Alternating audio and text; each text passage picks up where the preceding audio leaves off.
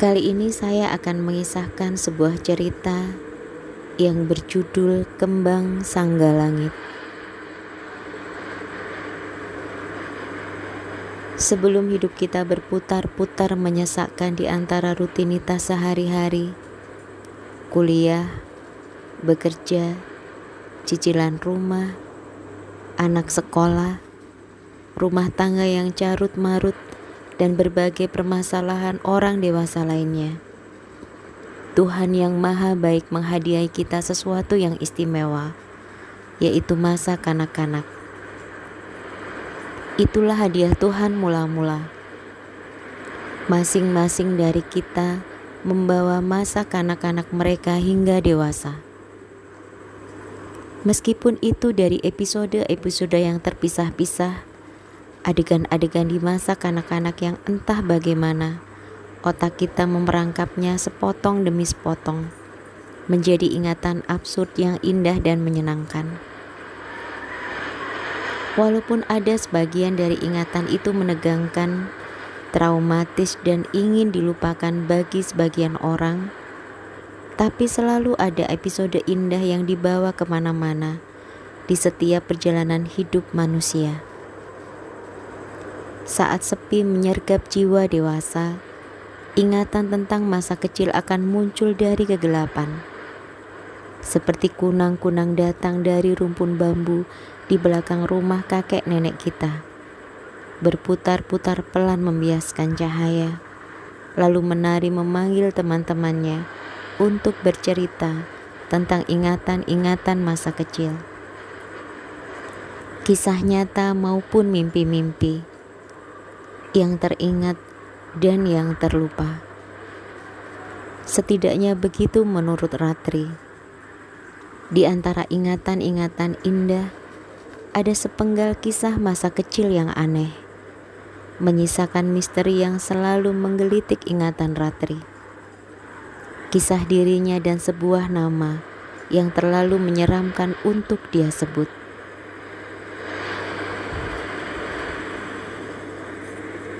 Kehidupan amatlah sederhana untuk Ratri kecil. Tahun 80-an di sebuah desa terpencil di kaki Gunung Slamet di Jawa Tengah. Saat itu listrik belum masuk desa. Jalan-jalan belum diaspal, rumah pun masih jarang-jarang. Pepohonan berkuasa, rumpun bambu menyainginya. Kebanyakan orang desa hidup bertani. Kemana-mana orang naik sepeda atau berjalan kaki. Rumah-rumah model limasan dan joglo berdiri agak jauh dari jalan, berdinding papan dan beratap genteng atau seng. Lantai rumah berupa ubin kasar berwarna gelap. Biasanya sekeluarga undur-undur tinggal di balik ubin-ubin itu. Selalu ada lurung di antara jalan dan rumah, lurus tepat menuju tengah pintu joglo, kisaran 100 meter dari jalan desa, melalui pekarangan rumah dan rumpun teh-tehan yang orang-orang desa tanam sebagai pagar pekarangan. Pedati masih melintas sekali-kali, membawa bergantang-gantang padi hasil panen tuan tanah pemilik sawah dan kebun palawija.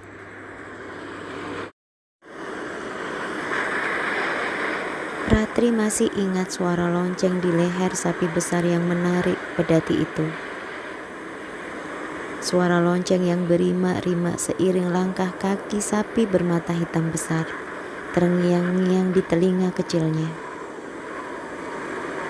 Ratri ingat, dia berdiri di pinggir jalan, menatap sapi yang tak menghiraukannya, berjalan pelan menarik pedati, dan satu orang yang melecutnya sekali waktu. Sapi itu terus berjalan tak bersuara, hanya denting loncengnya sayup menjauh. Pohon-pohon di dalam ingatan masa Ratri kecil sangatlah besar-besar, tumbuh sekenanya di kebun dan pekarangan rumah penduduk. Burung-burung bersarang di dahan dan ranting-ranting. Suara cicit dan kepak sayap bermacam burung membangunkan Ratri setiap pagi. Di samping rumahnya, pohon durian memonopoli. Besar-besar batangnya dan tumbuh menjulang di pekarangan rumah. Kulit pohonnya berwarna coklat. Permukaannya kasar dan pecah-pecah. Ratri tidak suka buah durian, namun sangat menyukai bunganya. Bunga durian cantik dan harum, berkuntum-kuntum mekar di tangkai yang tinggi. Ratusan lebah dan tawon berdengung riang mengerubunginya. Karena tinggi dan tak terjangkau, Ratri kecil hanya memandanginya dari banirnya yang kokoh.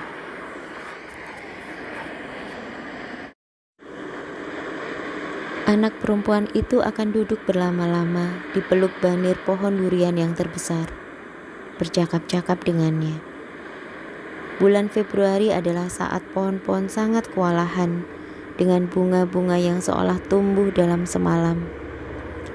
Maka setiap pagi di bulan Februari, halaman kebun akan terhampar menguning oleh ribuan mahkota bunga durian yang gugur oleh kalong-kalong yang berebut menyerbuki malam sebelumnya. Ratri akan bangun sangat pagi di antara sunyi dan terang tanah. Anak umur 6 tahun itu berjingkat-jingkat dengan kaki telanjang, memunguti mahkota-mahkota mungil berwarna kuning keemasan, lalu merangkainya menjadi kalung panjang yang dipakainya sepanjang hari. Ibunya hanya tersenyum dan membiarkannya. Selain pohon-pohon durian, pekarangan rumah Ratri yang luas rimbun oleh pohon-pohon lain. Di antaranya ada beberapa bayur yang juga menjulang menaungi tanaman pisang dan jambu air. Pohon kedondong raksasa nan berwibawa terletak agak jauh di ujung pekarangan. Sangat tinggi, menaungi rumah nenek Piah tetangga mereka yang hanya sepetak kecil. Begitu tuanya, sehingga orang lupa sejak kapan pohon itu berdiri di situ. Begitu tingginya, hingga anak-anak tak bisa mengira di mana ujung tajuknya. Banirnya sangat besar, dengan akar yang keras bermunculan berbongkol-bongkol mengarah ke 8 penjuru. Kadang 5 bocah teman Ratri yang seumuran bersembunyi di balik banir kedondong yang kokoh, menggoda ibu-ibu mereka yang mencari anak-anaknya yang seharian bermain. Halaman rumah nenek Piah terhampar bersih, tempat anak-anak bermain bentengan, kasti dan permainan anak-anak yang lain. Sekian meter persegi tanahnya memadat oleh kaki-kaki yang berlarian ke sana kemari, bermain sepanjang hari. Saat angin bertiup kencang, daun-daun pohon kedondong yang menguning berguguran. Anak-anak yang lain tetap bermain. Hanya Ratri yang akan menengadah diam dan memandangi daun-daun itu melayang jatuh dengan pelan. Hatinya terasa sedih. Dibisikannya lagu-lagu untuk kedondong tua. Kedondong tua yang bersedih itu hanya menyimak. Daun-daun yang hijau melambai-lambai padanya dari pucuk tajuk. Di belakang rumah Ratri, hamparan rumpun-rumpun bambu rapat tumbuh dekat-dekat. Hijau menghampar sejauh mata memandang. Tumbuh subur hingga pinggir sungai Kelawing. Tidak seperti depan dan samping rumah, tak ada tanaman lain di belakang rumah Ratri selain rumpun-rumpun bambu. Ratri tak menyukai rumpun bambu. Selain tak ada buah dan bunganya, rumpun bambu penuh lugut yang membuat kulit gatal-gatal jika terkena olehnya. Daun bambu selalu berbisik-bisik, tak pernah tenang, penuh rencana yang jahat. Ayah ibunya tak pernah mengizinkan Ratri bermain di belakang rumah hingga ke sungai. Tentu saja, sungai besar dengan kedung yang dalam tak aman untuk anak-anak. Walaupun anak-anak lain yang lebih besar sering mengajaknya bermain di pinggir sungai, Ratri tak pernah mau ikut.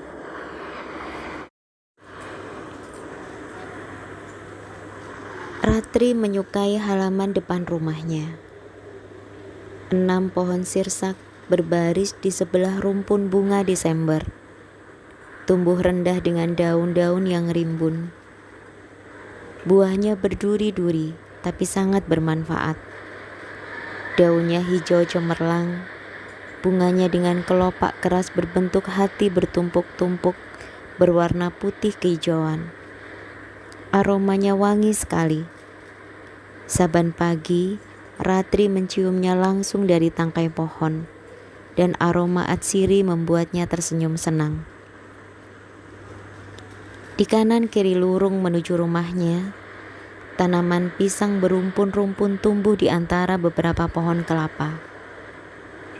Pisang kepok dan pisang Ambon yang buahnya menjadi santapan kesukaan 2 kakak lelakinya.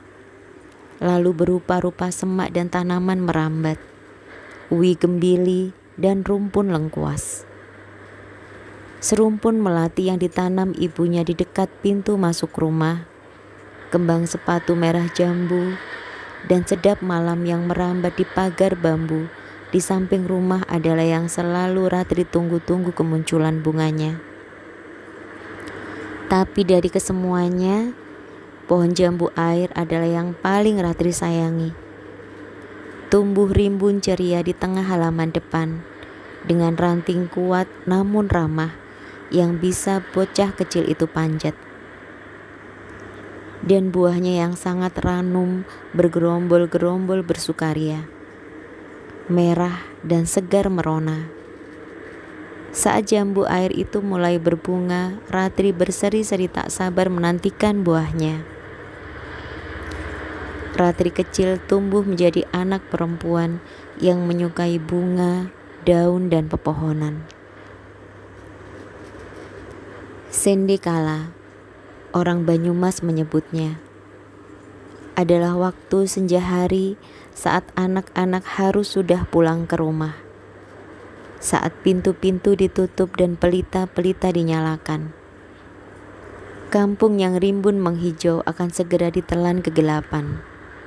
Pekat yang sejati, sunyi yang absolut. Di luar sudah tak ada siapa-siapa untuk melakukan apa-apa. Burung-burung kembali ke sarang. Kupu-kupu berdiam hinggap, lebah-lebah lenyap. Semua orang di rumah masing-masing dan sebagian berada di langgar untuk salat maghrib dan mengaji. Lampu-lampu minyak mulai menyala, digantung di tengah ruangan atau di dinding-dinding papan.